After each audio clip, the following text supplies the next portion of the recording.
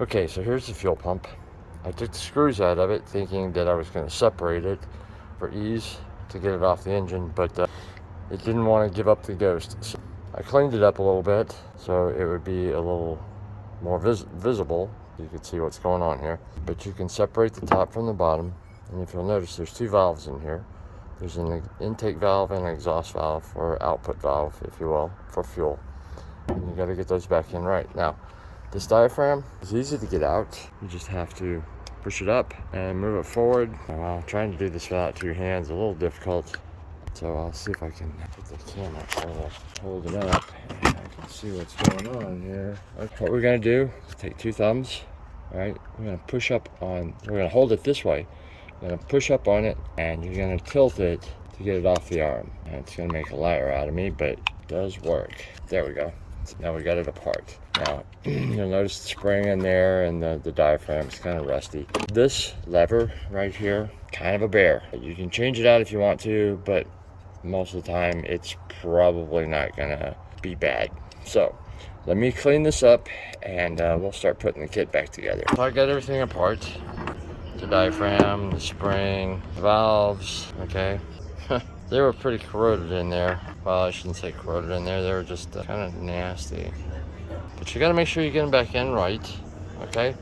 I know that this one is the output valve and it goes on that hole.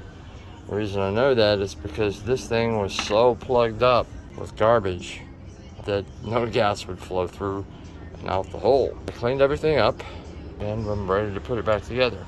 Now in this kit that you get from, the name escapes me, the Flathead parts place that I bought it from, you get a new rock arm, and if you don't need to replace this, I would suggest that you don't. It's kind of a booger to get in and out of there, and this one is still in pretty good shape. We'll replace the spring, but that's about it. New diaphragm, new gaskets, filter, valves, spring, and diaphragm spring. So I'll put this together and I will put it back together and let you know. Okay, so I took the first spring out. It was pretty weak. It's right here. If you stick that there and you put the new one next to it, you can see the difference. A fatigue spring and a new spring. So we're gonna put the new spring in. Now on this part, you notice there's a little nipple down in there that the spring will fit on. And then there's another one on this end that the spring fits on. So just take your time. You'll have to probably put it in at an angle and maybe use a screwdriver or maybe even an awl to get it on. But that's the way I'm gonna put it on. Okay, new spring is in. Now we're gonna put the diaphragm and that other spring on. Now this one's gonna take a little bit of effort. That's a little bit more difficult. But remember, you're gonna have to hold it like this because this in here does have a little bit of play in it compared to the push rod, so, or the other end of the arm. So I'm gonna get that in and I will continue on. Okay, but before I do that, I wanted to show you guys the difference in a fatigue spring again and a new one. There you have it. So this and this is our next movement here. We are going to stick the spring in there like that, and then we're going to put the diaphragm in with the rod down, okay? So I'm gonna have to use two hands to do this, so I'll have to put the phone down. Okay, so I got it in. It's gonna hang down a little bit, as you can see. Now with any replacement part, it's never gonna be a perfect fit. So you're gonna have to do a little bit of massaging to get it into place. Shouldn't be a big deal, but if you give it a little bit of a twist, you can move it a little bit. Just don't overdo it, all right? Since we got that on, what we're gonna do is we're gonna work on this end here. Okay, it comes with little gaskets, one for each valve. What you do is you just drop it down in there. Yep, drop it down in there. Drop this one down in there, like so. Make sure they're flat. And, they usually fit pretty decent. And you gotta make sure your valves are going the right way. Now, this is the output side, and that's the input side. So we know that the valve needs to go this way on this post here because this is the output, and we know this valve here needs to go there on this side because this is the intake side. So again, and the reason I know that is because this is the really dirty valve that was in this spot. So you always want to make sure that you take notes, make sure you know where it's at.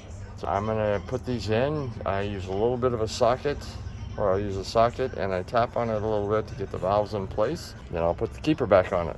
Okay, so you take the valves, you set them in place, and some of them are press fit, some of them are not. This one is not. So you put the valves in place with the gasket underneath them as they go. You see the gasket in there. Make sure they're oriented properly, and then you put your keeper back on. Okay, so when you get the keeper back together, this is what it'll look like. And mind you, the tabs are bent down and up so that they put pressure on the valves, and the valves don't move around or get out or anything like that. But this is what it'll look like when you're done. Now what you can do is you can take the top and the bottom and put it back together.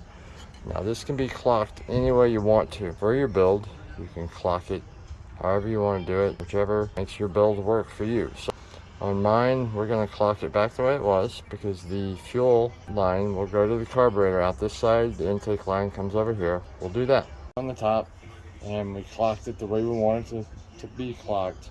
We do know that it works properly because I stick my hand over the output and you can hear it trying to push the air past my thumb. So I know that works. Now what you want to do is you want to take your screen, filter screen, and put it back on. These things are very delicate, so you got to be careful with it. Stick it back in there, put your gasket, your bolt gasket on. And of course I cleaned the bowl, looks brand new compared to yesterday. Stick that on there and put your keeper back on, okay? The cup back on and then tighten it down. Now it doesn't need to be super tight, just tight enough to seal. And there's your fuel pump, ready to go. So let's go put that back on the truck and we'll get the rest of it going.